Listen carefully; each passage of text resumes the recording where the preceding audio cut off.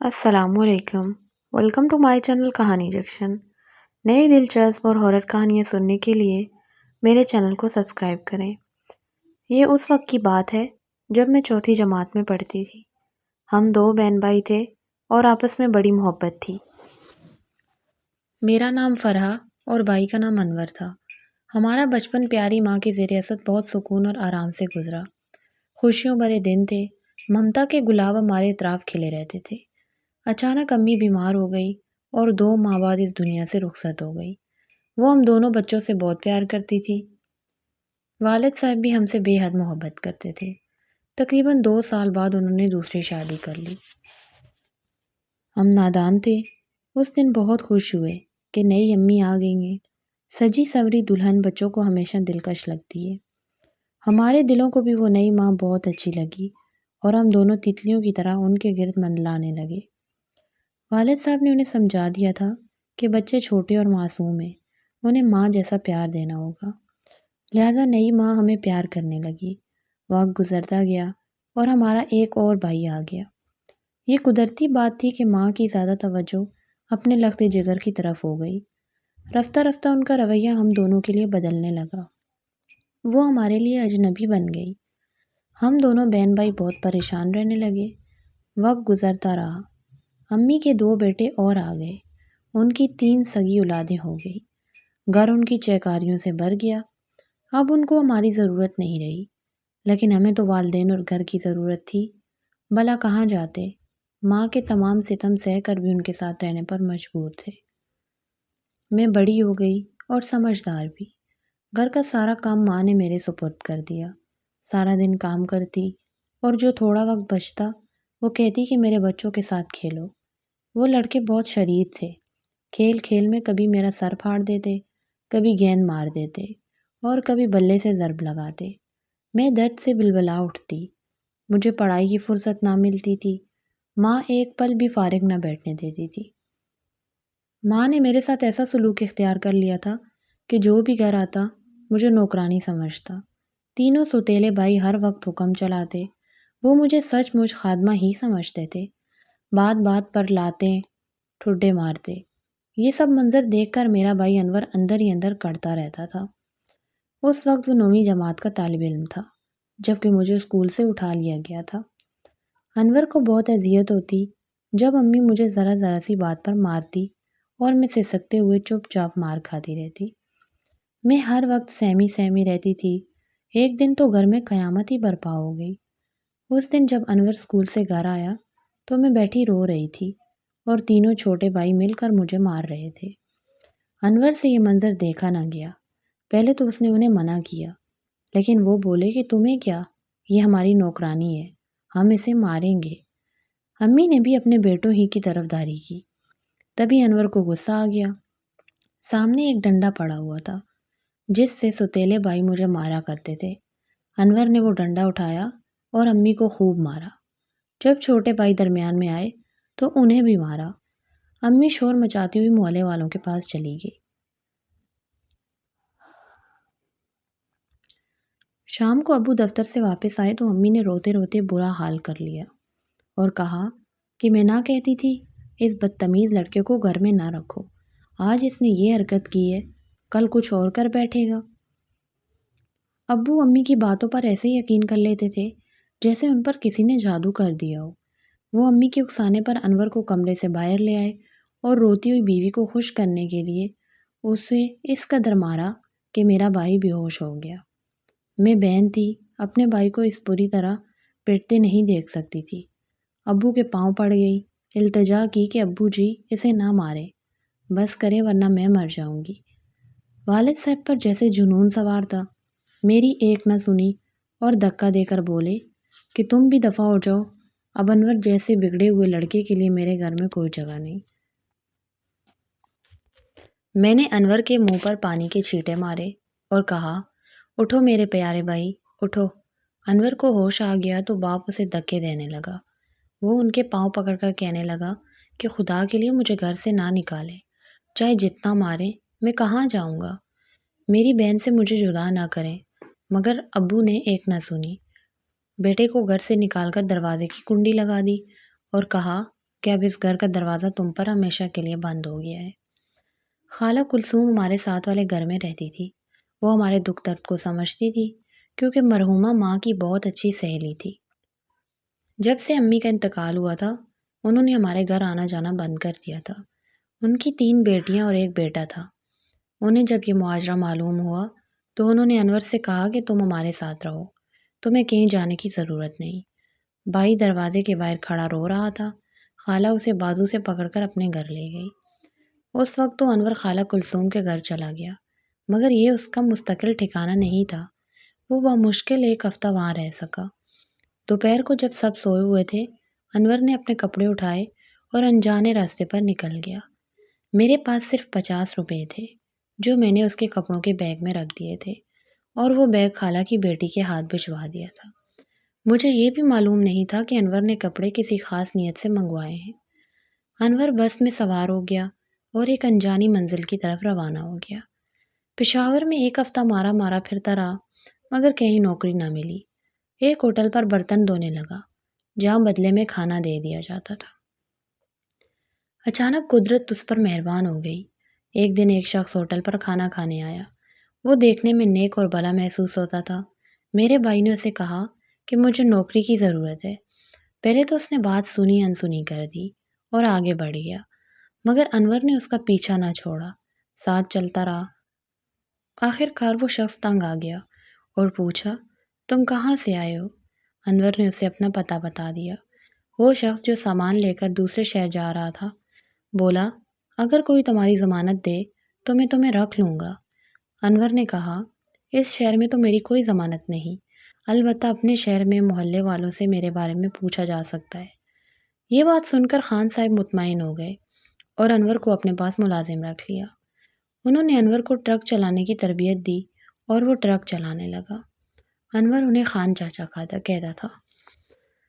9 ماہ بعد میرے بھائی نے ہمارے پڑوس میں فون کر کے مجھے بتایا اور تسلی دی کہ فکر نہ کرو، میں خان چاچا کے پاس ہوں، کام کر رہا ہوں، کچھ کما لوں گا تو واپس آؤں گا۔ میں جو دن رات بھائی کے لیے تڑپ رہی تھی اس کا فون سن کر دل کو سکون آ گیا۔ ایک بار خان صاحب کو سامان لے کر دوسرے شہر جانا تھا جو ہمارے شہر سے کچھ آگے تھا۔ انور نے بتایا کہ ہم اپنے شہر سے گزریں گے۔ خان صاحب نے کہا ٹھیک ہے، سامان پہنچا کر واپسی پر تمہارے شہر چلیں گے۔ واپسی پر خان کے ساتھ انور آیا، مگر وہ گھر نہیں آیا بلکہ خالہ کلثوم کے گھر گیا۔ جب خالہ نے اسے دیکھا تو دوڑ کر گلے لگا لیا اور خوب روئی۔ ان کی بیٹیاں اور بیٹا بھی انور کو دیکھ کر بہت خوش ہوئے۔ وہ سب سمجھ رہے تھے کہ انور کسی حادثے کا شکار ہو گیا ہے۔ انور نے اپنی تمام داستان سنائی اور خان چاچا کا تعارف کروایا کہ انہی مہربان انسان کی بدولت آج میں زندہ ہوں، ورنہ شاید فاقوں کی وجہ سے میں مر چکا ہوتا۔ خان صاحب کو اصل حالات کا علم ہوا تو وہ غصے میں آ گئے اور بولے ماں باپ ایسے بھی ہوتے ہیں۔ انور نے خالہ کو کچھ چیزیں دی کہ میری بہن کو دے دینا۔ خالہ میرے گھر آئی اور کہا تیرا بھائی آیا ہے، 2 گھڑی کے لیے آ جا، اس سے مل لے۔ ماں نے یہ سنا تو آگ بگولا ہو گئی اور خالہ پر برہم ہوئی۔ یہ کہیں نہیں جائے گی، اگر اس نے قدم باہر نکالا تو میں اسے واپس گھر آنے نہیں دوں گی۔ خالہ نے فراست سے کام لیا اور نرمی سے امی کی منت سماجت کی، تم اولاد والی ہو، ایسا نہ کرو، اسے بھائی سے ملنے دو۔ آخر کار بڑی مشکل سے اجازت ملی اور میں خالہ کلثوم کے گھر آ کر بھائی سے ملی۔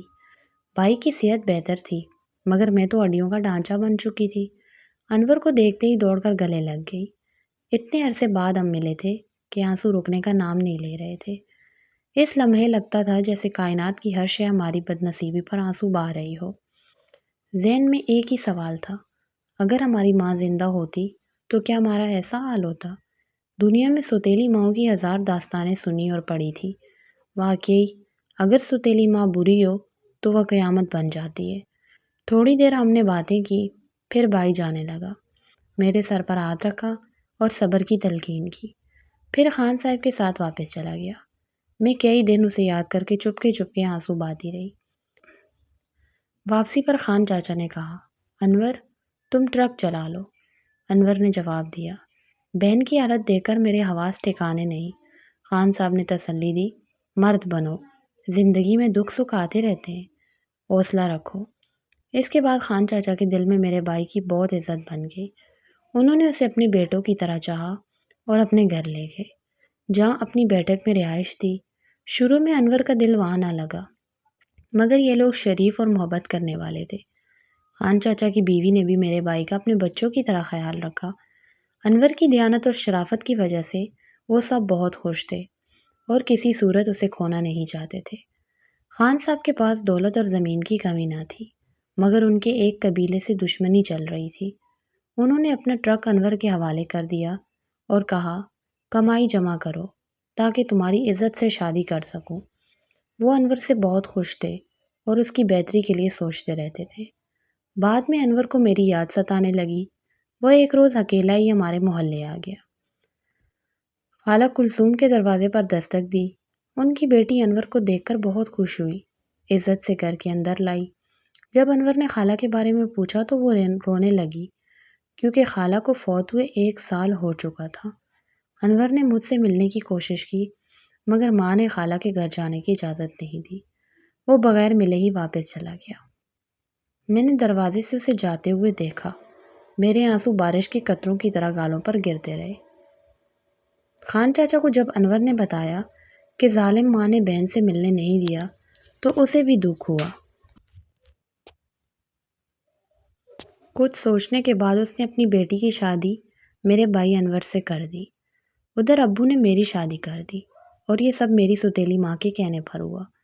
میرا نکاح ان کے خالہ زاد بھائی سے کر دیا گیا، جو نشہ کرتا تھا اور کماتا کچھ نہیں تھا۔ تاہم مجھے گزارا کرنا تھا، کہاں جاتی؟